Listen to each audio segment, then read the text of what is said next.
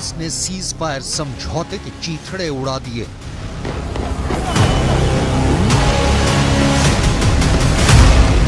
Israel के घर में घुसकर हमास ने दोबारा 7 अक्टूबर जैसा हाहाकार मचा दिया।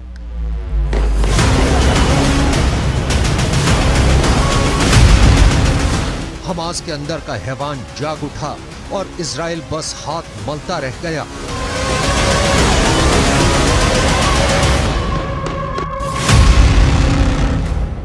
उसकी पुलिस, सेना, सरकार, सुरक्षा एजेंसियां, खुफिया एजेंसियां, कोई कुछ भी नहीं कर पाया।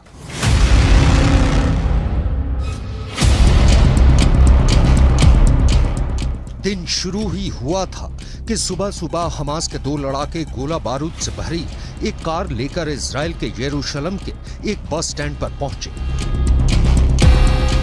वहां लोग बस के इंतजार में खड़े थे। तभी हमास के दोनों लड़ाके कार से उतरे और पिस्तौल और असॉल्ट राइफल से अंधाधुंध फायरिंग शुरू कर दी।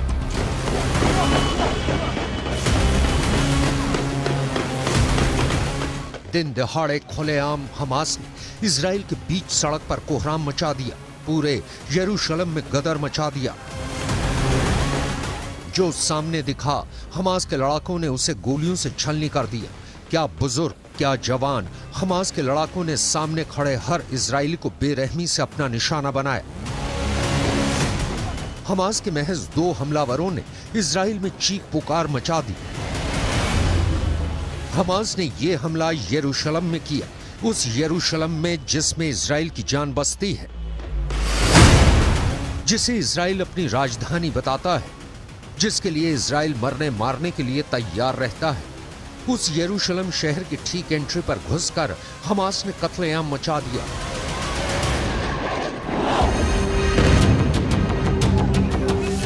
वो भी उसी तरह जैसे करीब 2 महीने पहले 7 अक्टूबर को हमास के लड़ाकों ने गाजा से इजराइल में घुसकर लोगों को मौत के घाट उतारा था। तब हमास के करीब 3000 लड़ाके इजराइल में घुसे थे, जिन्होंने इजराइल में लगभग 1200 लोगों की जान ले ली थी।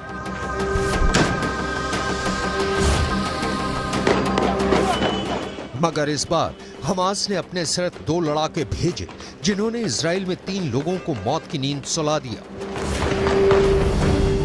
यानी इजराइल के लोगों की जान लेने के लिहाज से हमास का यह हमला 7 अक्टूबर वाले हमले से भी ज्यादा घातक साबित हुआ, क्योंकि आंकड़े कहते हैं कि 7 अक्टूबर को तो हमास के हर 5वें लड़ाके ने इजराइल में 2 लोगों की हत्या की थी। मगर यरूशलेम के हमले में हमास के सिर्फ 2 लड़ाकों ने ही इजराइल के 3 लोगों को मार डाला।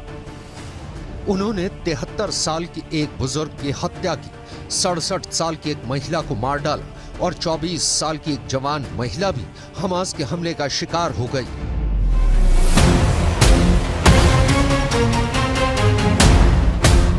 हमास ने गाजा की सुरंगों से निकलकर इजराइल की सड़कों पर खूनी कोहराम मचाना शुरू कर दिया है और इजराइल के प्रधानमंत्री बेन्यामिन नेतन्याहू इस हमले से पहले हमास पर हमला करने के लिए बड़ी बड़ी तैयारियां करने के दावे कर रहे थे। वो इजराइल के लोगों को कह रहे थे कि बस एक बार हमास के चंगुल से सभी बंधक निकल जाएं, फिर इजराइल हमास पर वो बिजली गिराएगा कि किसी को हमास के वजूद के सबूत ही नहीं मिलेंगे। माना जा रहा है कि सीज फायर खत्म होने के बाद इजराइल का प्लान दक्षिणी गाजा में घुसने का है।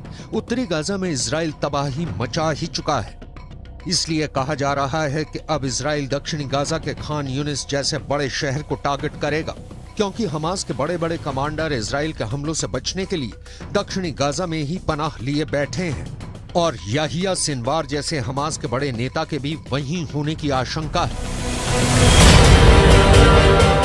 लेकिन इजराइल की ये सारी तैयारियां धरी की धरी रह गई और इजराइल के हमले से पहले हमास ने ही यरूशलेम पर अटैक कर दिया। हालांकि हमास के दोनों लड़ाके तभी इजराइल के हाथों मारे गए, मगर उन्होंने इजराइल के 3 नागरिकों का दम निकालने के बाद ही अपना दम तोड़ा।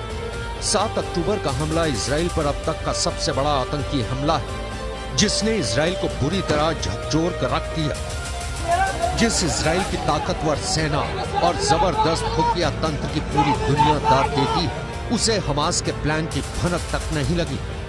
तभी से इजराइल की सुरक्षा व्यवस्था और उसके इंटेलिजेंस पर सवाल उठ रहे हैं। मगर उस हमले के बाद से तो इजराइल की पुलिस और सेना हाई अलर्ट पर है। इसके बावजूद हमास ने दोबारा इजराइल की सुरक्षा को भेद डाला और इजराइल इस बार भी बस देखता रह गया। इजराइल गाजा में बनी सुरंगों में हमास के लड़ाकों को ढूंढ रहा है और खून के प्यासे हमास के लड़ाके प्रेत की तरह इजराइल की सड़कों पर घूम रहे हैं। जो हमास अब तक इजराइल से बचने के लिए गाजा में जमीन के अंदर सुरंगें बनाकर अपना अड्डा चला रहा था, उस हमास ने अब इजराइल की सड़कों पर सर उठाकर हमले शुरू कर दिए हैं और इजराइल बेबस है।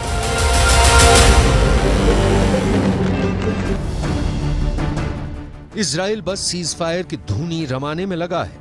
हमास की कैद से बंधकों को छुड़ाकर अपनी पीठ थपथपाने में लगा है, लेकिन वो अपने उन नागरिकों की ही हिफाजत नहीं कर पा रहा जो खुद इजराइल में मौजूद है। इजराइल हमास की कैद में रहे करीब 240 बंधकों की सुरक्षा की बात कर रहा है, उन्हें इजराइल लाने की बात कर रहा है और हमास इजराइल में घुसकर ही लोगों को मौत के घाट उतार रहा है। नेतन्याहू धमकी पर धमकी दिए जा रहे हैं कि उन्होंने भले ही सीज फायर किया है, लेकिन इजराइल की जंग खत्म नहीं हुई है। उसकी जंग जारी है और तब तक जारी रहेगी जब तक हमास मिट्टी में नहीं मिल जाता। אנחנו עושים כל מאמץ להחזיר את חטופינו ובסופו של דבר נחזיר את כולם. יש לנו 3 יעדים במלחמה הזאת: לחסל את החמאס, להחזיר את כל חטופינו. लेकिन हमास तो सीज फायर की फिराक में ही बैठा था। इजराइल सीज फायर में सुस्त पड़ गया, लेकिन हमास ने साजिशें बुनना बंद नहीं किया। वो इजराइल से बदला लेने की प्लानिंग में जुटा रहा। उल्टा इजराइल ने हमास के साथ सीज फायर एक दिन के लिए और बढ़ा दिया और सीज फायर बढ़ते ही हमास ने अपना रंग दिखा दिया। उसने बिल्कुल सोची समझी साजिश के तहत यरूशलेम पर धावा बोला और इजराइल की चूलें हिलाकर रख दी। यरूशलेम पर अटैक हमास की बहुत बड़ी कामयाबी है, ऐसी कामयाबी जो उसे 7 अक्टूबर को भी नहीं मिली थी। 7 अक्टूबर को हमास यरूशलेम तक नहीं पहुंच पाया था, मगर इस बार उसने यरूशलेम में खून खराबा किया, क्योंकि यरूशलेम को इजराइल अपनी राजधानी बोलता है, जबकि फिलिस्तीन भी पूर्वी यरूशलेम को अपनी राजधानी बनाना चाहता है। मगर इजराइल पूरे के पूरे यरूशलेम पर कब्जा किए बैठा है। इजराइल और फिलिस्तीन के बीच यरूशलेम विवाद की जड़ है। इसलिए हमास ने उसी यरूशलेम पर हमला किया और इजराइल को चेतावनी दे डाली कि उसके यरूशलेम पर राज के दिन अब लदने वाले हैं।